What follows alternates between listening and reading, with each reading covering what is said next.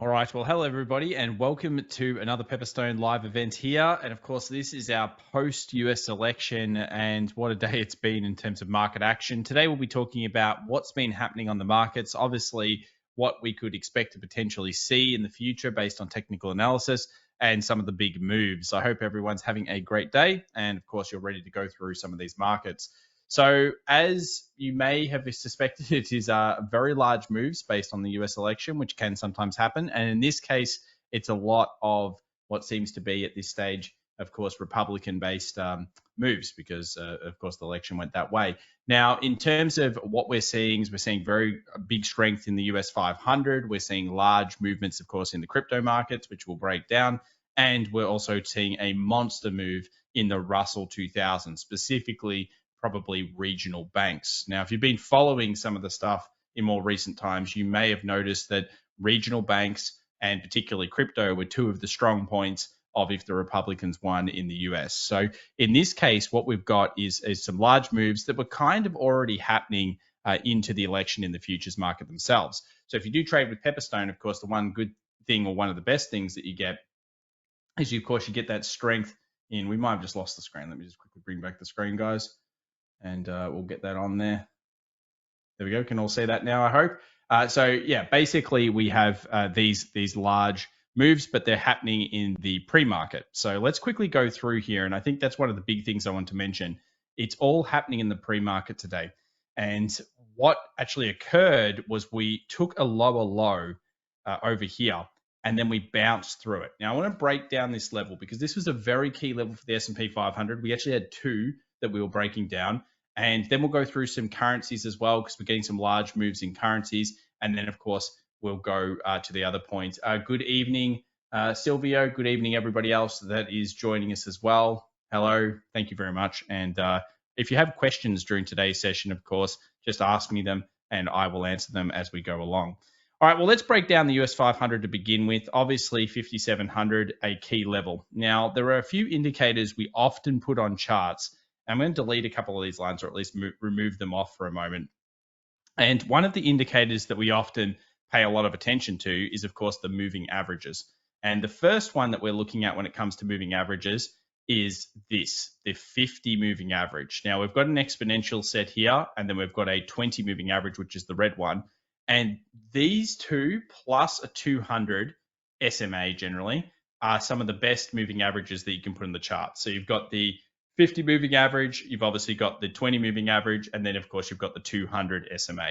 So if you're going to start doing swing trading or investing, these can be fantastic ones to put onto your charts. And of course, we really like having them there. Now, if you notice, if you look at supply and demand, this is what I want to break down together. We also have a level of potential demands. Now, how do we work demand out? Whenever you're thinking about supply demand, an easy cheat way of doing it, whether it's a 5-minute chart or a 15-minute chart or a daily chart, is to just think of making a high and making a low in between that overall level, and then effectively saying this was a range, okay? And then what I like to do is I like to use the Pepperstone platform with, in this case, of course, what are we looking for? Well, we've got TradingView open up here, and we use a fixed range volume profile. Now, why do we do that? Can anyone notice what the market did when it came back down to this level down here? Do you notice it went to the most traded level through this range, which also happened to be a 50-day moving average, which also happened to be another indicator that we often use when we're doing these live events, which is the anchored VWAP. And this is where we build a complement storyline. Of course, we're starting to bring together some strength around this level. Now, just because you find a level and you say, oh, wow, I love this level, does that mean that you're going to buy it? Well, if you do buy some there, then you're going to always want to practice the idea of maybe scaling, which is where you might put in a third of your order or maybe a half of your order at around these levels. And then you buy the rest as you get confirmation. Or you do nothing, you say, this is a very interesting level, I'm excited to potentially use it. But at the same time, you want to look for a turn in trend.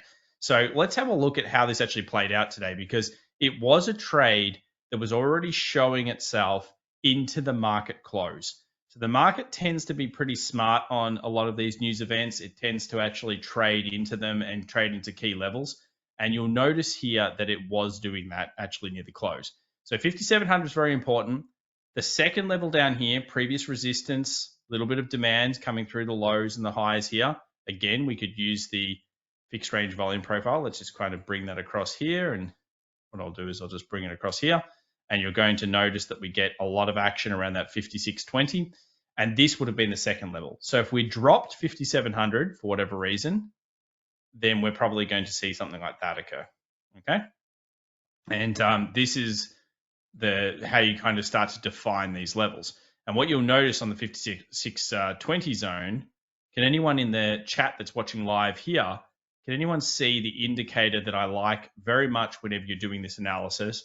And obviously this is a post-US election analysis that we're looking at the markets. We'll talk about what's going on live in a moment. Can anyone see the main indicator that I would have been paying a lot of attention to should we have also got down to 5620? Why we might like that level as traders and investors? While that happens, I just wanted to kind of give a couple of thought processes to obviously what we've seen today, because for many it's going to come as, what do we do now? What's going on with this election? Does this change things? Well, remember that there are a couple of stats around elections that I always tell people, and I think it's really important to pay attention to, is that really no matter who wins, whether it's a Republican or a Democrat, or this House or the Senate go a certain different way, if you actually look at the stats and break them down over 3 months, they all tend to be actually more in the positive trajectory, at least initially, until, of course, the next year when it becomes clear what they're going to get passed and what they're not going to get passed. So I think that's really important to factor into your overall analysis. It also was a great example of seeing, in some ways, the fear of the election and the hedging of the election lead into, of course, a bullish market momentum after it. It's my opinion that we probably were going to see a bullish move regardless. And that was a mixture of great key levels that we're talking about here, but also it was a mixture of just the market itself being very, very well structured in terms of puts. There were so many puts. There was so much fear leading into the election. There was a lot of hedging that was going on. So that's there. Silvio says here it's the 20 weekly moving average, and Mitchell as well saying the same thing, and same with Chris and others. So absolutely, you have the 20 weekly moving average down here at 5620. So again, building that confluence storyline. What trading and investing really is building a confluence storyline. So you find that you like two levels. Let's say you come into the election, okay, we're going to see how it plays out. We're going to have the patience. We're going to then react, and we're not necessarily going to predict who wins. Maybe that's a good idea. You might have been wrong about what just has happened over the last 24 hours. So if you were wrong, though, does that mean that you would have got the wrong trade? Well, we break down these two key zones, and you can see here the most traded level is very key at 5,700 and 5,620. So if this level holds, what are we looking for? We're looking for a change. We're looking for the market to actually find structure and buy up. And if that does happen, then we need to be paying attention to that. And I actually ran another live stream today, and I was talking about this live. And at the time, we were really pretty much more around this point here. And people said to me, like, what do you think about the structure? Do you think we're going to get to 5620? And I said, frankly, I don't think so. And this is before we knew the results of what's happened so far, because, realistically, what was occurring was the market was changing structure towards the upside. Now, that could have been for either candidate. It wouldn't really have mattered to me. Ultimately, the market structure dictates the decisions. Remember, the problem that we often have as traders and investors is we usually have a level of fear and we have a level of greed. Now, I'd ask everybody out there, did anyone feel fear or greed either right now, maybe you're feeling it, or you felt fear for the election or anything like that today in the chat? Did anyone feel those emotions? Be honest. It doesn't mean maybe now you don't, but did you feel that leading in? Did you have some form of fear or greed leading into this particular event? And the reason I asked this question is because if you did feel fear, and there's nothing wrong with that, or you felt greed coming into it, then you're being played in some ways by the market in terms of the bias that you're creating on yourself.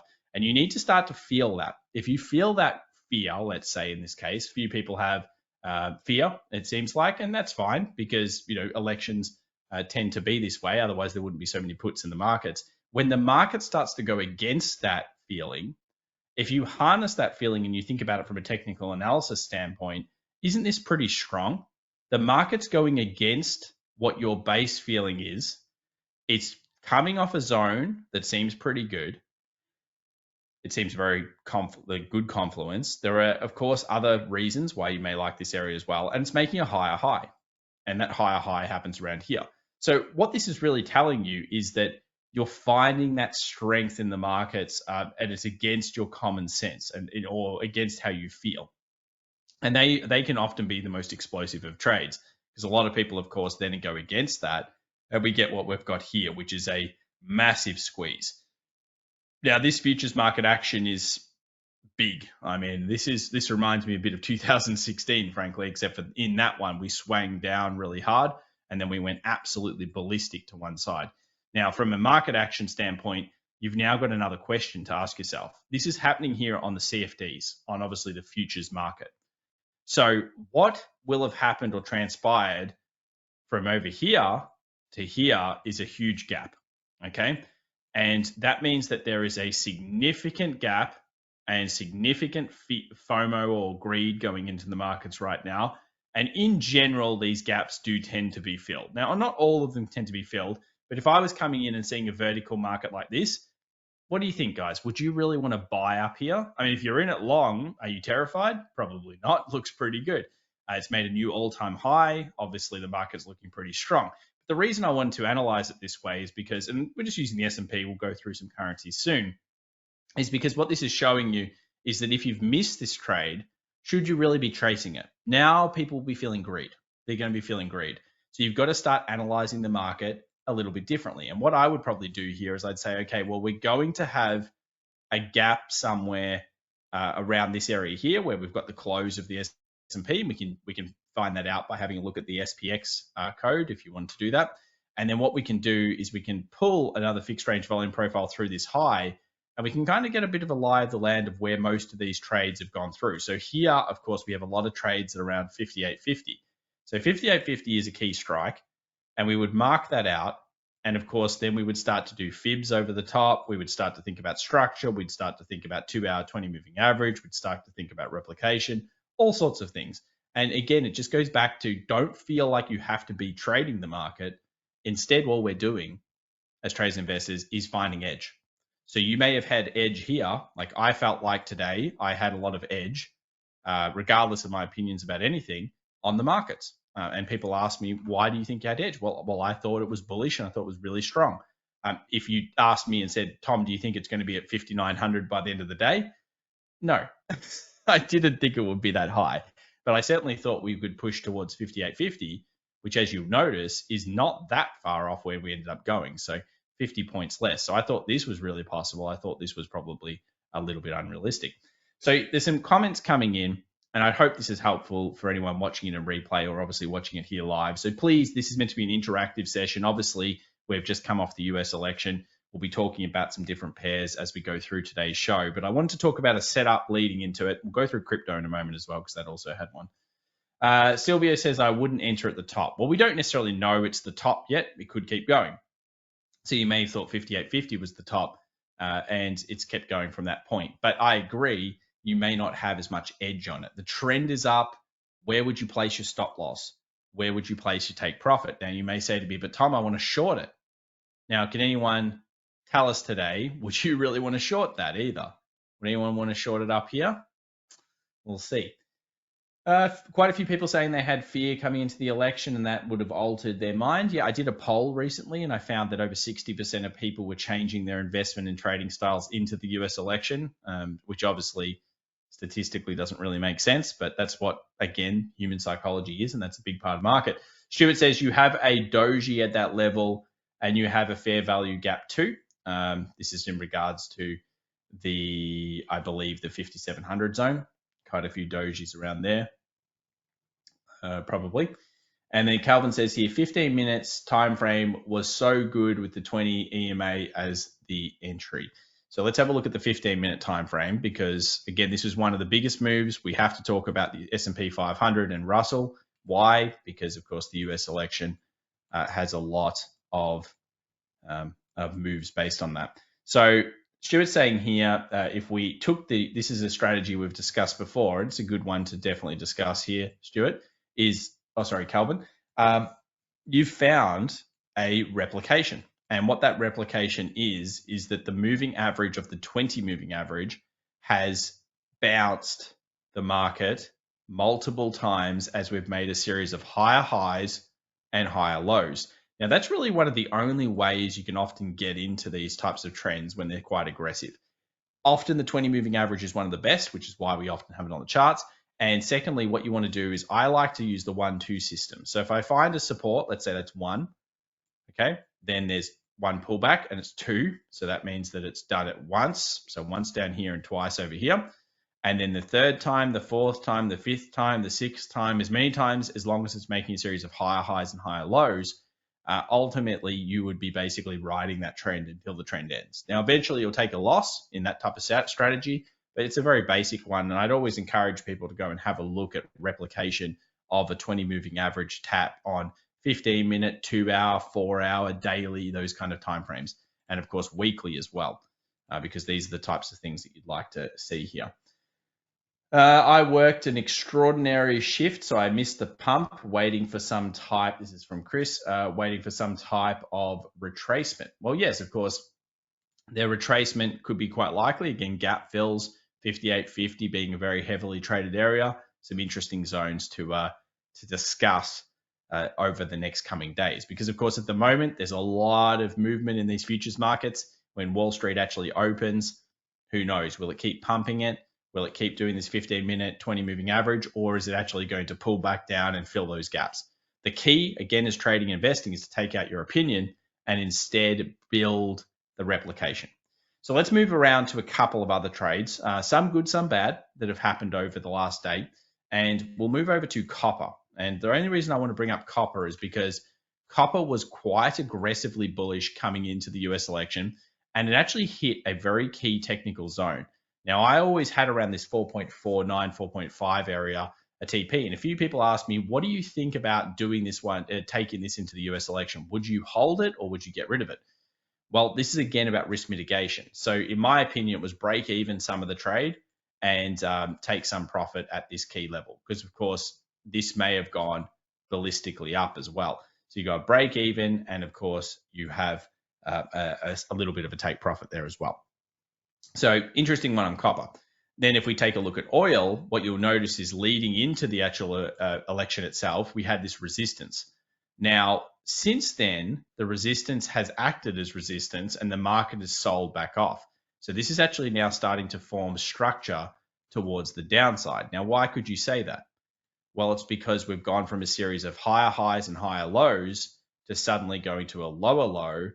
And now it looks like rallies could be, of course, met by sell demand. So oil suddenly shifted from being more bullish the last couple of days to being bearish post the election. And this makes some sense because, I mean, in general, I believe one of the policies in the US for Trump was the drill, baby, drill kind of concept, which obviously could be a lot of barrels produced. And this could go up against OPEC and possibly could even crush oil price.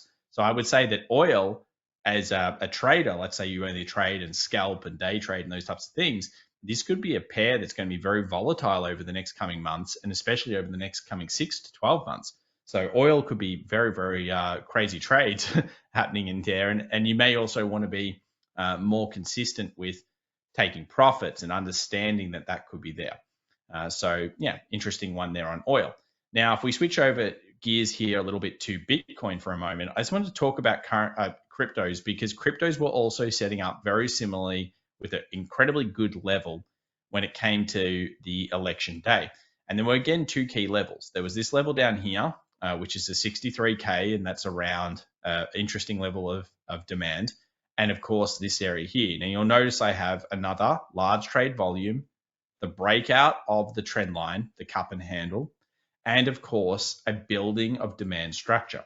And what you'll notice is if we go down to the smaller timeframes, we also make a higher high. Now, this was all before we actually got the calls coming in from the election itself. And again, price action, what did it do, guys? It led the way. So it led the way. It actually told us, well, wait a second, the price action's breaking out to the upside. We've got the S&P 500 breaking out to the upside. We've got the Bitcoin's breaking out to the upside. And we also had some strange movements in the dollar. Now, if you know anything about the general policy expectations, that was actually leaning into potentially, of course, more of the Trump or Republican victory. And the reason why is because, of course, these were what was expected to do well post a Republican win. And in this case, you can see here the price action again, regardless of your opinion, regardless of your bias, was making a strong argument to be bullish. And when I was looking at this, I was like, wow, this is a very good structure on the S&P, very good structure on the Russell 2000, very good structure, and of course, crypto. So it's all that building of the confluence storyline. So that was very, very interesting there. And of course, right now, do you want to get involved in this? Well, again, it just comes down to what's your risk, what's your reward. If you're an investor, maybe you've got a different opinion. If you're a trader, though, where would your stop loss have to be? Unfortunately, it may have to be below the low, unless you've found, similar to what Calvin said before, some form of moving average that the market is following. And I would say that it doesn't seem to be like that for Bitcoin right now. You could argue it's the 2-hour 20 moving average, but really we've only had one bounce off it. So crypto, very explosive in today's move. We'll just quickly go over to the US 2K as well, which is the Russell 2000. This one, if you're not familiar, whenever you think about a market ETF, and in this case, we're talking about a CFD of the 2K, I would always encourage you to make sure you know what's inside it. So a US 2000 actually has around 20 to 23% or something like that KRE, which is basically regional banks. Now, it's expected that regional banks may be deregulated under a Republican win. So this, of course, would, when you have 20 to 23% of the overall market looking at this in terms of the sector, it's going to go ballistic. And of course, that's exactly what it did. But were there signs already of improvement or signs of good strength potentially there before we got the result of the US election? Well, that could be absolutely true. And yes, I do know, by the way, at the time of this recording, there are still counts going on, but I'm just going off what experts that aren't me have been doing and saying. So, of course, just remember that. Yeah, it seems pretty much. I think it's over though. So US 2K over here, we have a very good level of demand, and obviously we've come down and we've hit this level. And you can see I've got like a little line in there saying bull level. Now, could we have found this before? Yes. Did we already think it was a pretty strong level? Yes. And there was a lot to go into this one. This is a decent trade, but it is based on different stuff. So if I had to ask me, like, what is the more replicable setup? I would say the crypto or the S&P, because both of those had so many different reasons behind them. And remember, as a trader or an investor, the key is always to be, creating this replication. So if I was looking at this particular chart, would I get in here? Well, our expectation might have been to go for this price up here. So would you really want to get in here and get that last little bit? No. You probably don't want to be FOMOing in general if you missed it. Oh, well, you just move on to the next one. There's always another opportunity. Just remember that. Things look easy in hindsight, but you just find you stay in your lane. You do what you can do. There's a couple of comments coming in here. Mitchell says, I'm less suppressed about missing a perfect entry due to the 1-2 system opportunities, abundance mindset. Yes, abundance mindset is very good. If you miss 1-2 systems, such as that moving average system we were talking about before, or you miss replication setups, it's nothing to worry about. If in trading, it doesn't matter what your system is, don't worry about that, guys. Focus on moving forward to the next one. Something I learned in my trading and investing career, which has been going for a while now, actually. I've gone through, but this is my fourth US election. Fifth, 2008, 12, 2, 16, 3, fifth. So fifth election, actually. And I always say that it doesn't really matter what the news event's going to be. Ultimately, you just need to stick to the replication. And again, if you feel that fear or greed, you should harness that. And if your system's telling you to do something and you know that the stats and the replication is good, then don't worry about your emotion. That's not really part of it. This is meant to be remember, more of a robotic style approach. That's what you've really kind of got to do to win in trading and investing. And I hope that helps some of you guys that are watching this today and hopefully following along. So the US 2K, the big move has happened. If we were doing this a few hours before, I would have said the structure looks really good because of that higher high. Unfortunately, maybe if we're watching this now, it already has moved a little bit. So it's just, again, a good education story for checking out those key levels. And you guys, you know, if you've been watching the shows that we've been producing here for Pepperstone, you've been following, by the way, links in the comment down below, guys. Make sure to sign up so you can catch these live and learn more and ask questions. Then, you know, really, we've been talking about these things on the shows for a little while. Let's have a look at a few other markets though. Let's move over to the currencies for a moment. We're going to use the US dollar to start off with. So what you might notice is that US dollar actually was a very interesting trade. It had a short and it then had a long. And what I'm thinking this could be, and I'm not going to get political here, but I'm thinking the market might have started to price in the potential of a Democrat victory, because effectively what was happening was the US dollar was starting to fall, okay? It might also just be a trap, who knows?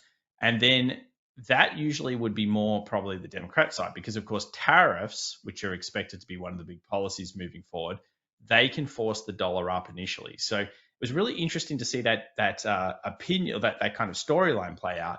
But again, if we just played it from the perspective of technical analysis and technical analysis only, could we have gained some edge in this market? Well, I'm on the daily here, and I wanted to mention that we've got a couple of key things. Number one, we have a key level of support hanging around this 103.30, and this is obviously a demand zone. So that's the first thing we've got. Now, if we scroll down to a 2-hour chart, you'll notice that there is a significant weakness around this key resistance level that I drew a long time ago. And guess what? We started to see weakness because what did we do? We formed a lower low. And then that rallied and it shorted in this area.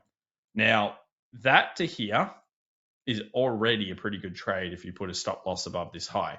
However, and this was obviously the first level of support.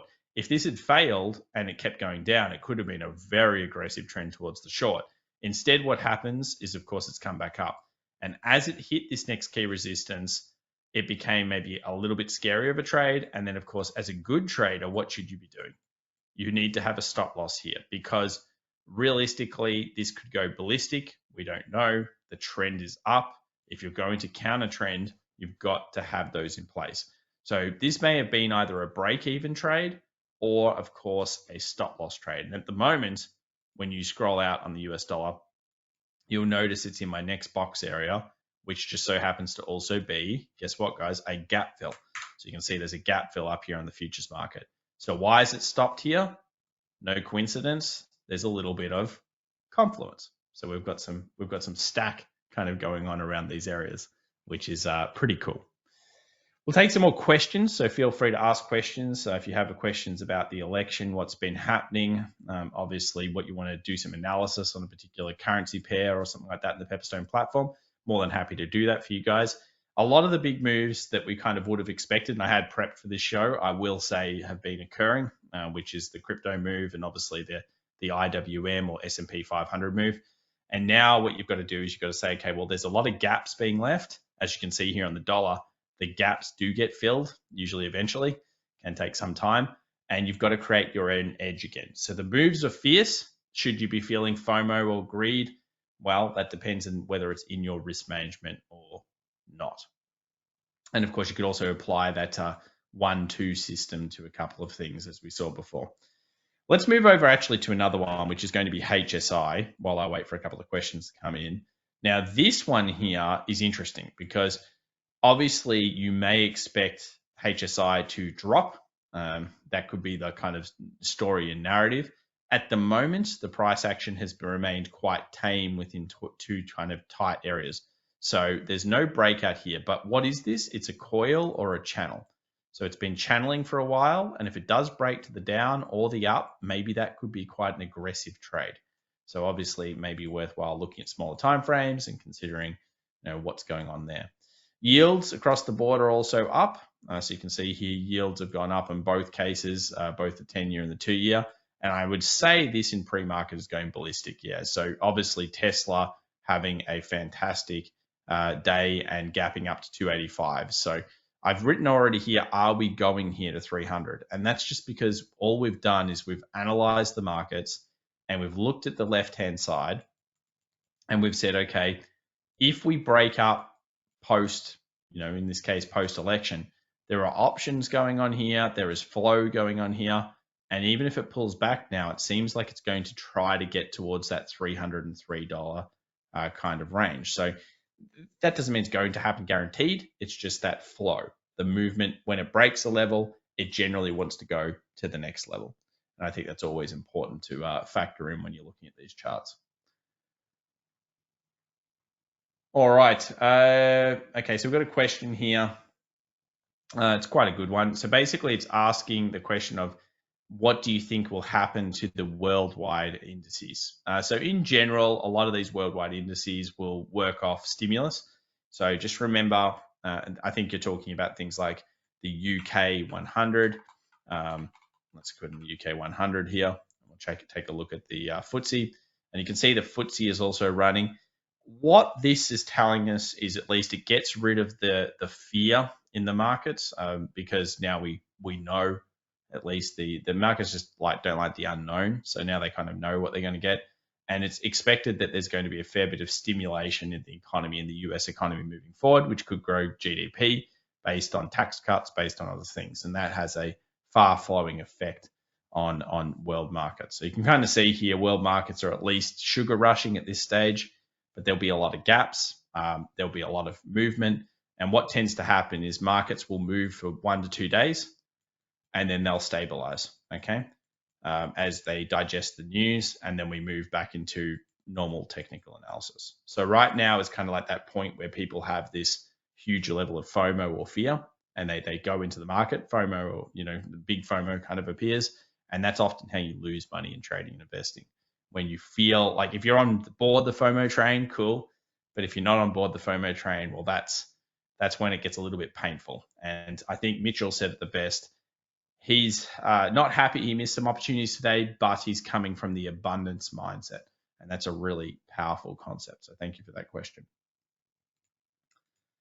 We've got another question as well coming in here, is about the markets, obviously, and how they're moving. So if the US dollar is quite strong right now, what does that mean for the euro and Aussie USD? Okay, so let's have a look at those, and we will check out both of these. So initially, again today, and I obviously did this recording, so I might as well tell you what I was thinking. So I knew that this was the last level of defense for the euro if it was going to find a bounce. Now, as we always do, I like to see a little bit of a V. So I think a good rule of thumb is don't buy the dip, instead buy the V, which is the turn. And that's kind of like what we were talking about in the S&P 500 in many ways.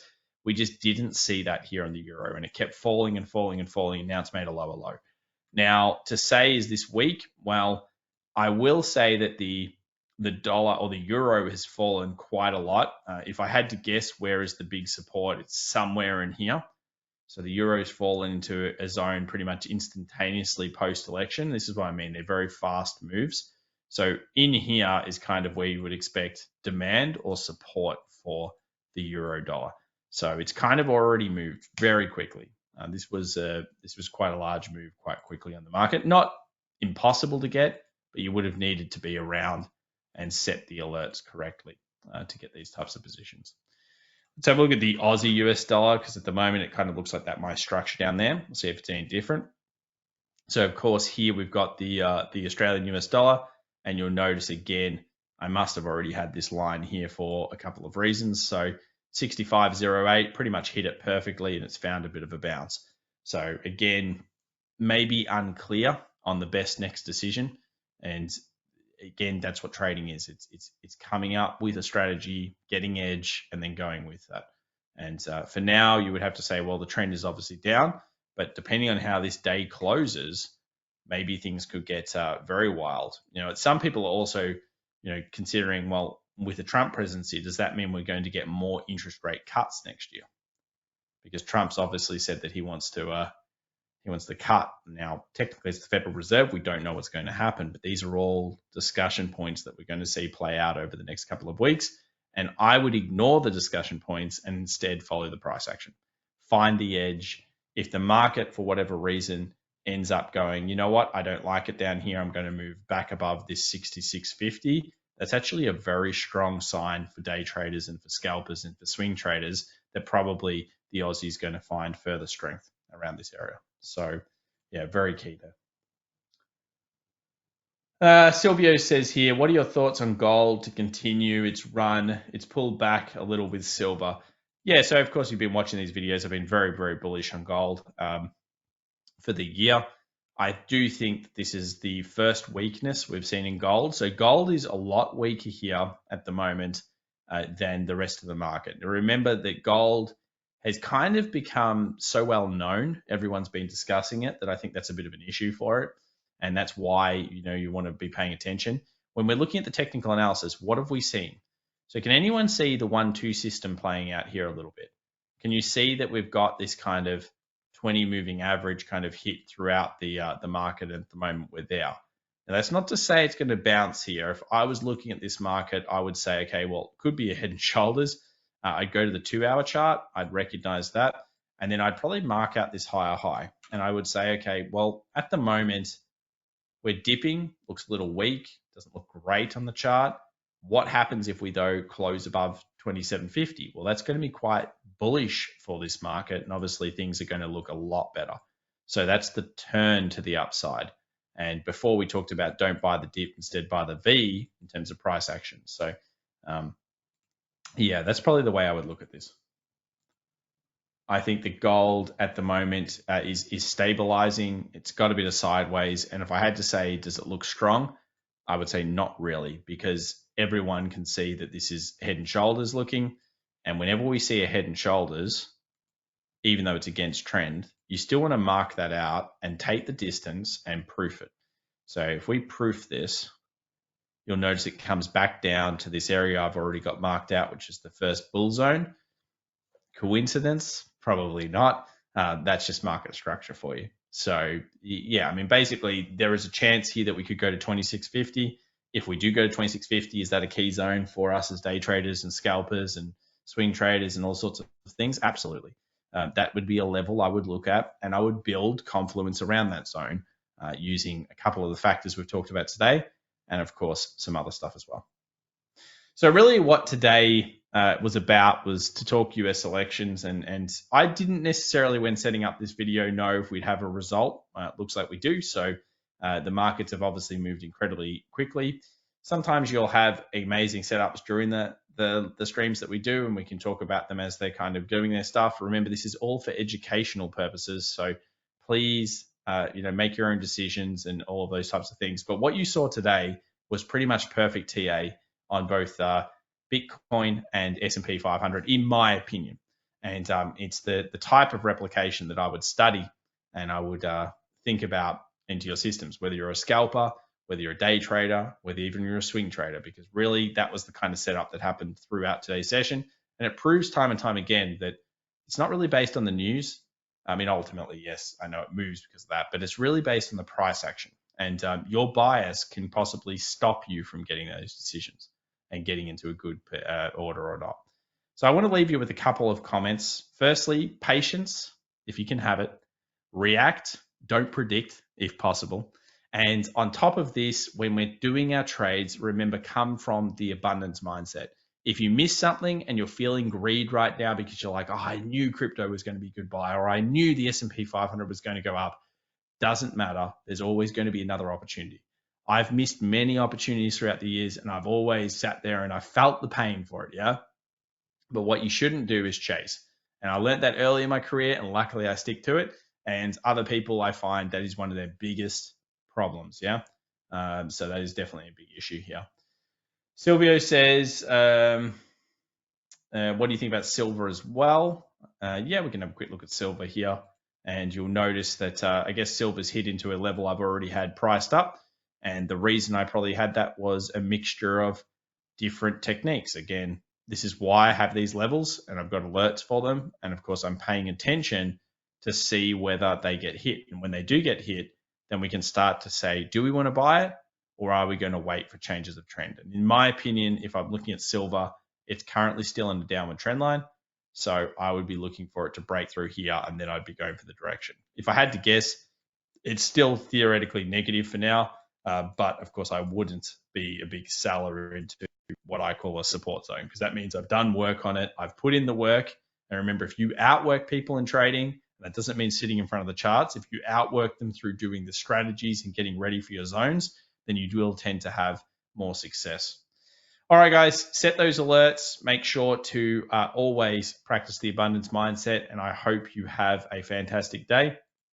Obviously, a lot to go through there, and I would certainly be studying the US 500 setups today, even the dollar index, and see how that looks, and of course the crypto trades as well. It's going to be a very interesting couple of weeks. 2025 is expected to be even more volatile, so remember, sign up in the links in the description down below, and we will see you once every week going through. So it's fantastic to have you.